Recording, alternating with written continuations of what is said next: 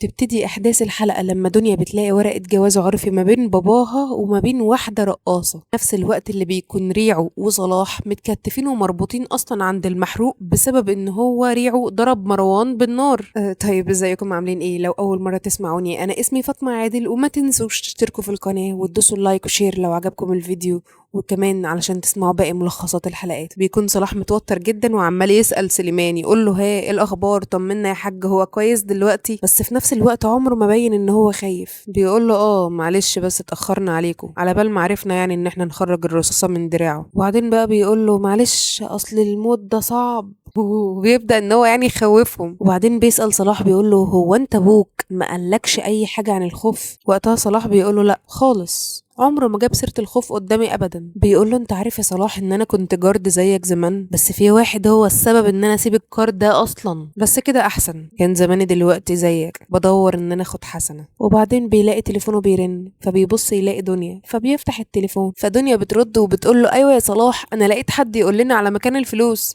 فبيقول لها كده برضه يا دودو، كده برضه توصلي للفلوس وما تقوليليش؟ فبتقول له لا انا اقصد ان انا لقيت سكه يعني لسه يعني. وصلاح وقتها بيعمل اتفاق مع سليمان ان هو يسيبه يروح يجيب له فلوسه، يوعده ان اللي حصل ده مفيش اي حد تاني هيعرفه. في نفس الوقت ياسين بيروح لكابتن يوسف وبيقول له ان في عيال ضربته، فكابتن يوسف بيقول له هو انت ما كلمتش صلاح؟ قال له ما انا اتصلت بيه وهو ما ردش عليا. اما بقى صلاح وريعو لما بيروحوا يقعدوا مع دنيا، ريعو بقى بيفضل يحكي لها بقى اللي هو عمله مع مروان كانه قاصد بالظبط ان هو يضربه بالنار. وصلاح بيتصل بالجردات زمايله علشان يسالهم على الرقاصه سهير اللي المفروض كانت متجوزه ابو دنيا، وفعلا بيقولوا له مكانها فين بالظبط وان هي لسه شغاله. بيقول لهم ان احنا ان شاء الله بعد ما نوصل لمكان الفلوس انا مش عايزه اشوفكم انتوا الاتنين اصلا. وبعدين صلاح لما بيقعد مع دنيا بيقول لها انت عارفه رغم ان انت معكيش فلوس بس انت باين عليك ان انت هانم. فبتقول له ما انا المفروض كنت ابقى كده. بتقول له بس انا بقى اللي كنت واثقه فيه ان انا اول ما شفتك ان انت مش جارد ابدا. فبيقول لها طبعا انا مش جارد، انا بطل الجمهوريه في الملاكمه وكنت المفروض ابقى بطل العالم. في نفس الوقت ام ياسين بتكلمه وبتقول له ان ياسين اتاخر ولسه ما جاش لحد دلوقتي من المدرسه. بس اول ما صلاح بيوصل البيت بيلاقي ياسين هناك وبيقول له انت ايه اللي اخرك؟ وبيلاقي جده معاه هو اللي جابه وبيساله هو انت مش بتبات هنا ولا ايه؟ ام ياسين بترد عليه وبتقول له لا طبعا بيبات، بس هو اليومين دول كان عنده شغل. ولما بيسيبهم ويمشي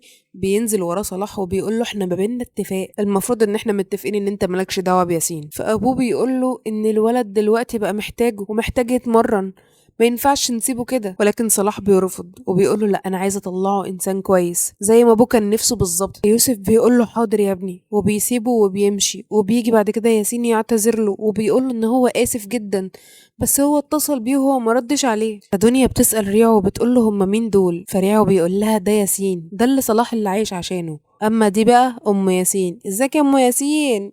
فدنيا بتفهم ان دي مراته وده ابنه. ظهر بعد كده مروان بعد ما فاق وهو بيقول لسليمان ان هو مش ناوي يسيب حقه. بعدها صلاح وريع ودنيا بيروحوا الكباريه علشان يقابلوا الرقاصه، وبيسالوا الجارد اللي مسؤول عن المكان ان هو يعني لو ينفع نتصور معاها. ولكن دنيا بتقوم تقول له لا بص هو احنا مش عايزين نتصور معاها، بس يعني احنا جايين لها من طرف واحد، هي كانت متجوزاه قبل كده واحنا عايزين نتكلم معاها وكده. فبيلاقوا الجارد ده وشه بيتغير وبيجيب 100 لون. صلاح بيقول له مالك في ايه، هو انت متضايق من حاجه؟ بيقول له لا ابدا لا ابدا مفيش، استناني هنا بس. في نفس الوقت بيكون سليمان المحروق راح لأبو صلاح قال له إن هو طول عمره في حياته ديت بيخاف من حاجتين بس، أول واحدة خوفه على أخوه، تاني واحدة إن هو بيخاف منه. بس النهاردة قدر يتخلص من خوفه على أخوه، ومن وقتها وهو متأكد إنه هيخلص برضه من خوفه منه. ويقول له إن هو عارف هو بيخاف من إيه لما شافه وهو خايف على ابنه. أما بقى دنيا أول ما بتشوف الرقاصة فبتقول لها أنا دنيا بنت شريف. فالجارد بيقول لها مين شريف ده؟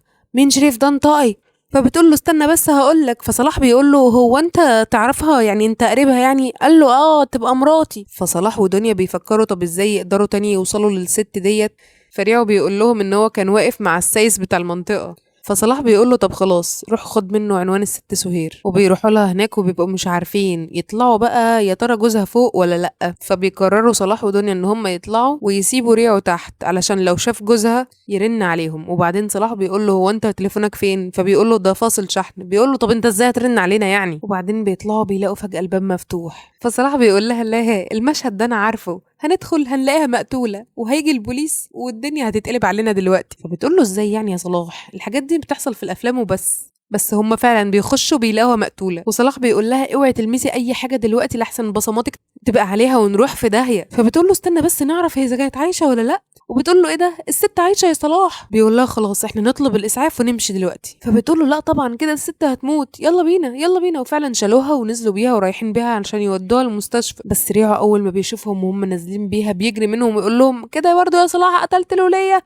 قتلت الست، وبيسيبهم وبيجري. وبعدين صلاح وهو سايق بيعدي على كمين. الفيديو ده اللي كتبته ومنتجته وسمعته بصوتها هي فاطمة عادل، ده اللي هي انا. وما تنسوش تتابعوني لو عجبكم الفيديو، وكمان علشان تعرفوا باقي ملخصات الحلقات. سلام.